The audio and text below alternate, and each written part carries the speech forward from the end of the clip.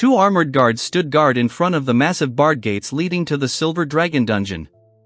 In the semi-darkness of the corridor, the knight addressed the majestic figure, calling her mistress. He ordered the warriors to go forward, wanting to be alone with the one he was addressing. Standing before him was a woman with long white hair and a confident look, her arms crossed over her chest, the Silver Dragon Queen Rosweiss.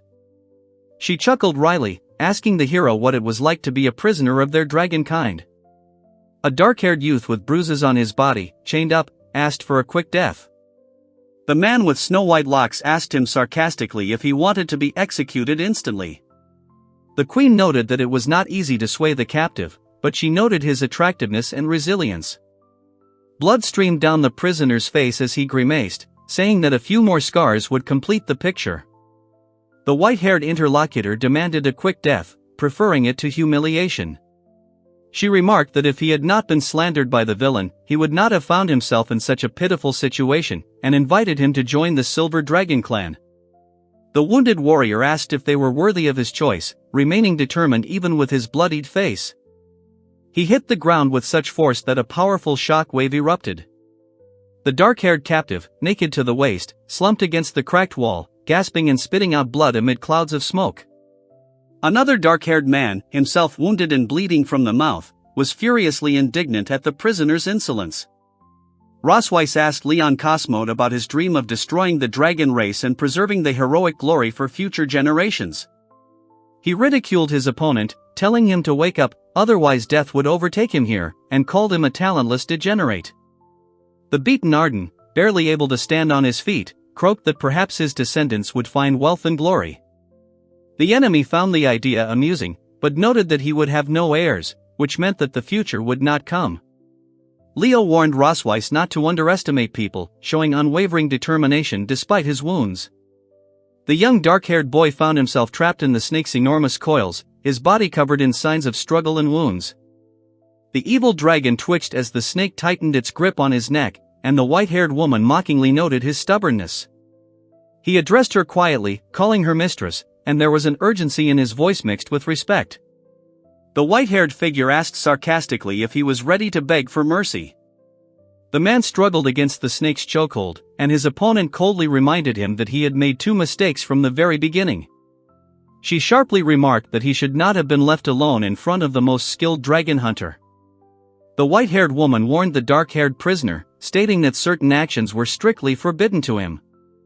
The creature with glowing scarlet eyes fiercely ordered to taste its blood.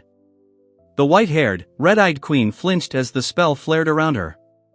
The man felt a burning heat, but silently endured the unbearable discomfort. She clutched her chest and asked bitterly why her own body was betraying her. He questioned what was happening out loud, his eyes filling with a bright red light and expressing confusion. The man warned that something irreversible would soon happen, and the woman fell to her knees, bowing her head. He declared that she was doomed to suffer forever from the pain that came with being soulbound. The white-haired interlocutor furiously demanded an explanation, but the dark-haired captive remained motionless and silent. He revealed the essence of the blood curse, a forbidden art, used only once, that binds souls through blood and promises endless torment after death.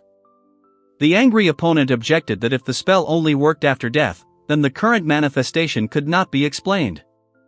He reflected on the incident, believing that his death had caused suffering, but did not expect the side effect that affected another person. The woman screamed, "Shut up," her face contorted with rage, her eyes squeezed shut, and her mouth opened in an angry scream. The wounded man asked with a slight grin whether dragons adhered to the rule of monogamy.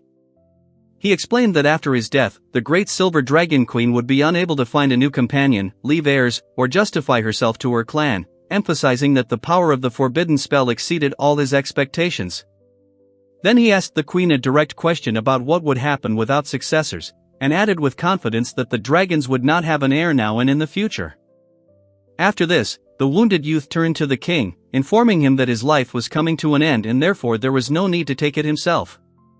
He added that he was leaving her with a curse to live in hatred and pain, forever linked to the fate of human life. Meanwhile, another man accused the white-haired woman of a vile thirst for revenge and asked if she really wanted to die. In response, she picked up the shining object in her hands and asked in surprise how something so valuable could cost so little. The story then shifted focus to the young man lying on the bed, and it became clear that he was once a legendary dragon slayer. Then the memory returned him to his childhood, where a boy shielded a frightened girl from a ferocious dog, and an adult watched from above on a stone bridge. After some time, he entered the Imperial Dragon Slayer Academy, renowned for its history and unrivaled results. At 15 years old, he was already on the battlefield, slaying dragons, reclaiming lands, and achieving military victories for the glory of the Empire. Gradually, he became a warrior in dark armor, kneeling with a sword in his hands and known as the strongest fighter, the last hope of the state. Meanwhile, 2 years have passed since Leon was captured by the Dragon Clan. Suddenly the young man jumped up with a cry, shocked and overcome with anxiety. After this, he found himself in an elegant room and wondered in confusion where he was. Then his attention was drawn to a girl timidly peeking out from behind the half-open door. And soon a black-haired little girl appeared, cheerfully noticing that he had finally woken up. He sat on the bed, clutching his head in his hands, gradually realizing everything that had happened and reflecting on his great contribution to the fate of humanity, as if he had already reached heaven. At this time, the boy pointed his finger with delight and declared that the legendary angel was standing in front of them, and the girl below curiously asked what this meant. Then the dark-haired young man turned to the little girl with a shining halo above her head and asked her name. In response, the girl with bright blue eyes made a joyful sound, full of genuine delight. The young man laughed when he heard the name Myun and asked in bewilderment why the angel's hair was a strange shade, half black, half white. A girl with bright blue eyes explained that her mother said it meant moon, and someone nearby doubted whether angels really have mothers. She happily told the man that her name was Leon Cosmod, and he replied that the name Leon translated as lion. Then he asked who told her about this, and the girl said that her mother had repeated the same thing. After this, he froze in surprise and decided to ask if he could ask more about her mother. He quickly said Rosweiss' name, and she looked up at him with a surprised expression. He gradually realized that his mother was indeed Rosweiss, and began to piece together the pieces of his memories as the woman looked at him curiously. Meanwhile, the little girl with blue eyes cheerfully declared that he was the father. The girl added that the child was actually hers and Rosweiss, and he responded by calling her mom. She told her mother that her father had woken up, and she only calmly replied that she already knew. Leon finally came to his senses, and then the evil dragon addressed him in a mocking tone. The blue-eyed girl noticed that her mother was probably happy to see her father wake up, since they visited him every day. He reacted sharply, saying that only a ghost could believe something like that, and the little girl just grinned confidently. The white-haired woman told the child to go play as she wanted to talk to her father, and the girl happily agreed. After this, he asked directly whether Myun was really his daughter, and received an affirmative answer that she was their common child. Then he demanded an explanation as to why she gave birth to this girl and why she decided to save him. He remembered that he had been unconscious for 2 years and asked if she could so easily forgive everything that had happened in the past. He then angrily declared that they were too different to coexist, emphasizing that he would never touch her under any circumstances. He asked if she considered touching him to be the same kind of torture, and received a firm confirmation. Finally, he pressed her to know what she was going to do next. He declared that she would be haunted by the stigma of shame and would remain his captive forever, unable to leave. He then asked whether others would perceive the dragon tattoo as a symbol of a hero or as the mark of a traitor to the Dragon Clan. The white-haired figure confronted Leon sharply, demanding to know if he understood what was happening, and the narrative noted the difficulties of revenge for human scientists studying dragons. After this, he ordered her to live the rest of her days in humiliation and suffering, without knowing peace. Meanwhile, Leon lay on the bed, blushing in pain as purple magical energy erupted from his chest. Soon the majestic silver dragon castle came into view, towering under the bright blue sky. The two maids walked side by side, and one noticed that the queen looked pleased today, because her husband had finally awakened. At this time, he was thinking about the fact that the female dragon would publicly call him husband, and he heard someone nearby whispering how scary the mother dragon was. The man laughed and demanded that Leon move faster. Then the young man clenched his fist and firmly declared that he would never be left to be used as a toy. He watched cautiously from behind the wall and noted that the side door was guarded by only 4 dragons, making escape impossible. Afterwards, he wondered why Silver Dragon Castle had so few guards, finding the silence suspicious compared to 2 years ago. Soon he noticed a hole in the ground and wondered out loud where it could have come from. Then the young man grabbed his head in irritation, deciding to escape at any cost, even if it turned out to be a trap. He said goodbye to the perverted dragon mother and said that little Nyun would remain only with her for now. At this time, the child happily pointed out to his mother that his father was digging a dog hole nearby. The woman replied that she had already noticed and found it quite interesting. After this, the girl asked when her mother would go and catch someone back. The man reprimanded his daughter, saying that she shouldn't call her father a fish, because it was extremely rude. Finally, the girl with black hair and blue eyes asked what she should use. She ordered the fugitive to be captured back, her gaze full of determination. Then the young man clenched his fist and said that once they had crossed these mountains, they would be able to see the boundaries of human land. The man stopped in the depths of the forest, thinking out loud that after such a long run, the female dragon would hardly catch up with him. After this, the young man shouted Rosweiss's name, looking up to the sky where a dragon was rapidly approaching him. Meanwhile, Leon rushed forward, and the dragon mocked him, calling him a fast runner. The creature continued to tease, claiming that playing such a game with it was pure pleasure. The dragon then noticed that the escape had been too easy and wondered who had helped distract the guards. Leon admitted that he had no other choice, even knowing it was a trap, and was surprised at how quickly they caught up with him. The man stood face to face with the giant dragon's head, and it smirked, asking if people would consider him a dragon slayer if the mark on his chest was burning. Then he declared that he would start life anew as an ordinary person, because it was much better than enduring eternal torment. The dragon frowned and scolded the small figure next to him for not appreciating his kindness. The boy, in despair, struggled to get away and asked where they were taking him, to which the dragon replied that he would help him return. 3 hours later, the winged beast flew over the forest near the border town of the empire under the light of the moon. Then the young man wondered if the place he saw was a human settlement. He asked if his companion felt that she only had to step into it to become part of the human world again. She warned Leon that there would be no return, even if the city seemed so close. After that, he warned the white-haired figure that if one who bears the dragon mark were to have intercourse with another, the dragon would definitely react. The evil dragon began to mock Arden, claiming that he felt an unbearable desire and asking if he wanted to stay here. The white-haired man explained that he had brought the prisoner here only so that he would experience shame in front of his hometown. Finally, Leon pressed his hand to his chest and asked if all this would make him lose faith. He declared that he would wait as long as it took and would pay her back double for all the humiliations she had inflicted on him. He then threatened to wait for her dead or alive, looking down at her with a confident expression. Meanwhile, near the border town of the empire, an ancient tree stood tall, illuminated by moonlight against the backdrop of the starry sky. The white-haired woman smiled softly, crossing her arms over her chest, and hearts swirled around her, hinting at satisfaction or warm feelings. After this, he expressed satisfaction with the events that had taken place, raising his gaze to the night sky. He offered to bring her to visit his hometown every month. The enraged shirtless youth accused the dragoness of planning to drain him of all his strength, and she admitted that he had seen through her intentions. Then the woman noticed that their daughter was waiting at home and stood right in front of him. He declared that he would be able to walk his path as a dragon slayer and not allow himself to be caught like prey, and she remained silently behind. After that, he noted that it took 3 hours to fly to the Silver Dragon Castle, and 10 days or even half a month for a person to get there on foot, but she warned him not to underestimate human endurance. The white-haired figure with horns said he wanted to see how long he could last. After some time, a hand reached out from the bushes and heavy breathing was heard. He was catching his breath, looking exhausted and hunched forward in the night forest. Then she doubted his words about him not being able to walk, but he insisted that he was not tired at all.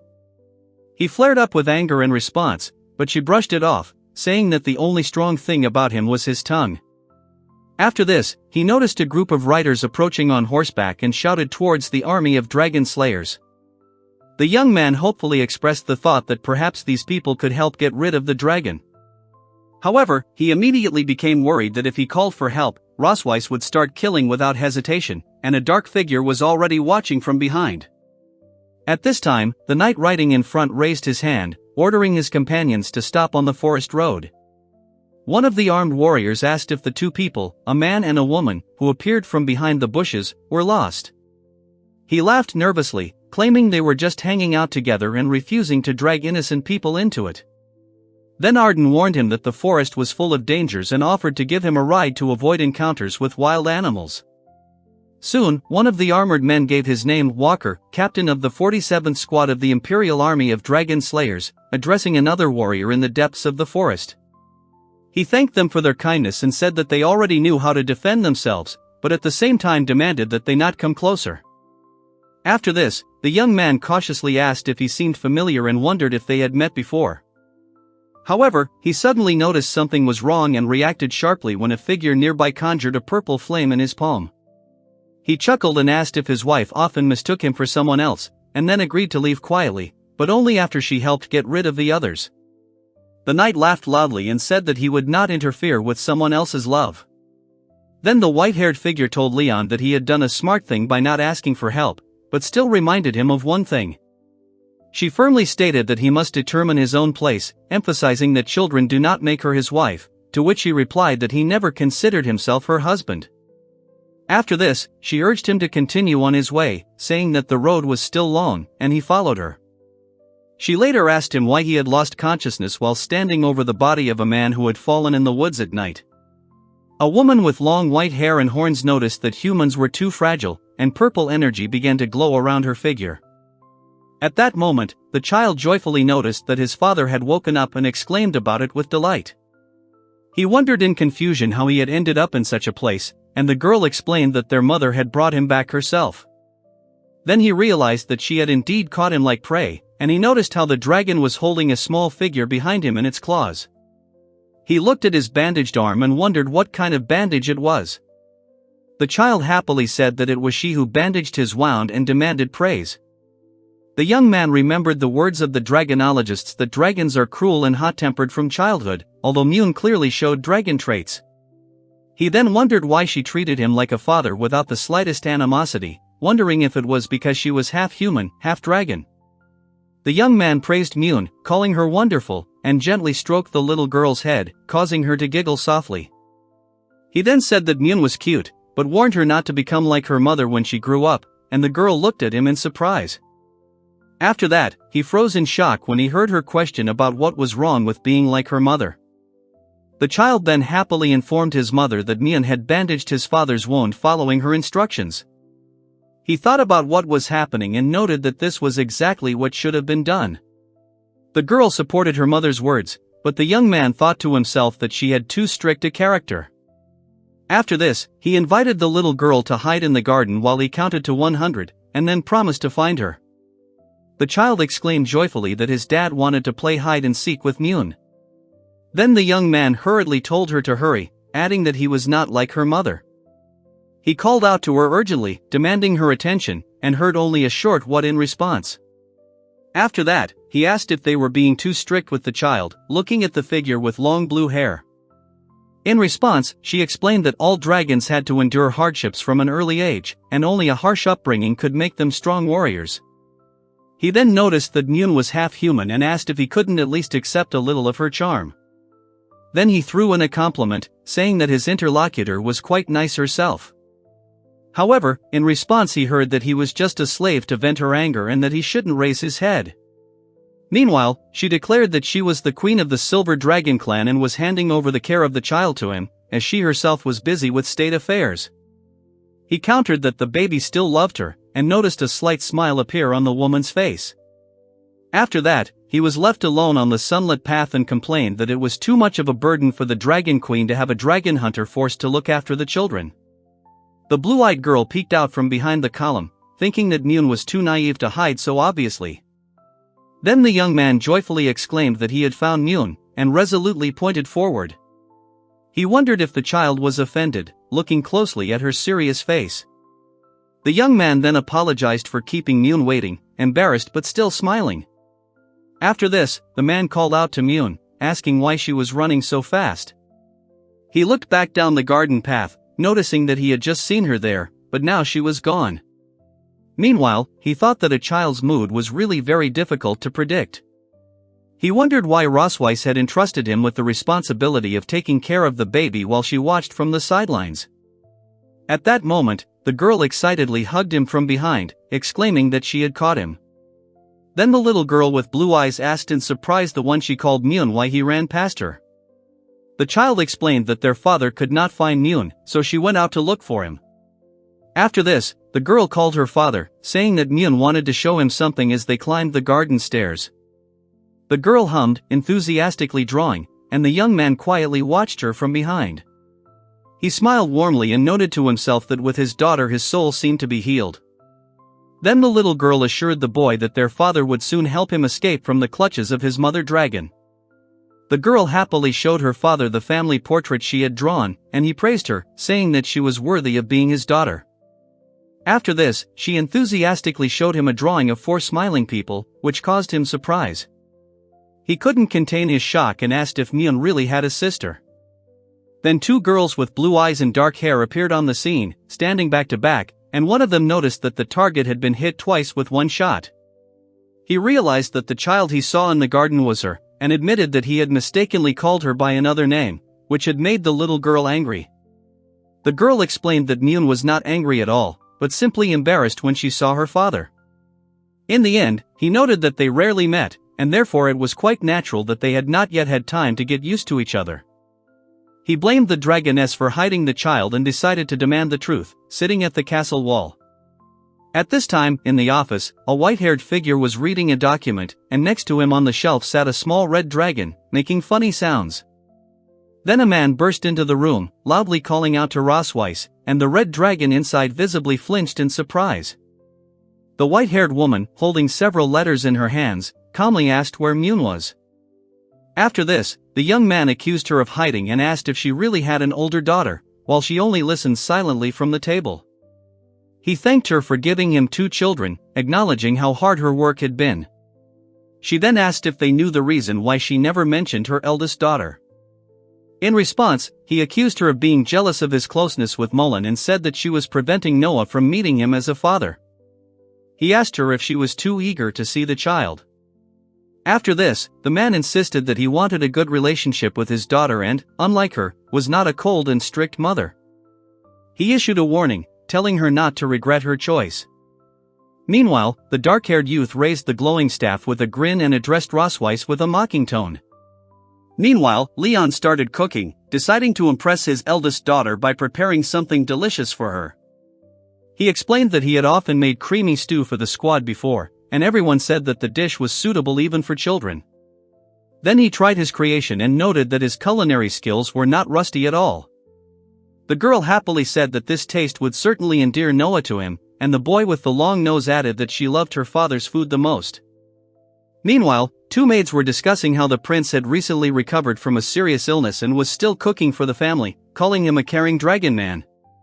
Soon the white-haired woman stepped forward and the 2 girls greeted her joyfully, addressing her as Her Majesty. He then told the maids that they did not need to wait for orders at dinner, and invited them to rest, for which one thanked him respectfully. At the end, he noticed the arrival of the guests and noted that they arrived just in time as everyone entered the room. The girl told her father that the aroma was pleasant, and he explained that he had prepared a stew and steak especially for them. He then turned to Noah, asking if she felt her father's emotions. After that, he wondered why everything was turning out differently than he expected. He decided that the dragoness had foreseen everything in advance and had deliberately prevented him from meeting Noah, while she stood behind him with her arms confidently crossed. Meanwhile, the white-haired woman reminded the girl that this was her first official meeting and asked her to introduce herself, to which she obediently agreed. The girl introduced herself as Noah K. Small, the eldest daughter of the Queen of the Silver Dragons, specifying her age as 1 year and 2 months, and the man listened attentively. After this, the young man introduced himself to Noah, trying to make a good impression as a father. He wondered why the child was so cold to him and wondered if she held a grudge against him. Then one girl whispered to her sister to speak more, so as not to embarrass her father with her silence. The girl with long dark hair asked skeptically if this weak-looking man was really their father. He clutched the fabric of his shirt, expressing his annoyance at the fact that his daughter was behaving so respectfully, while she calmly turned away, not reacting to his words.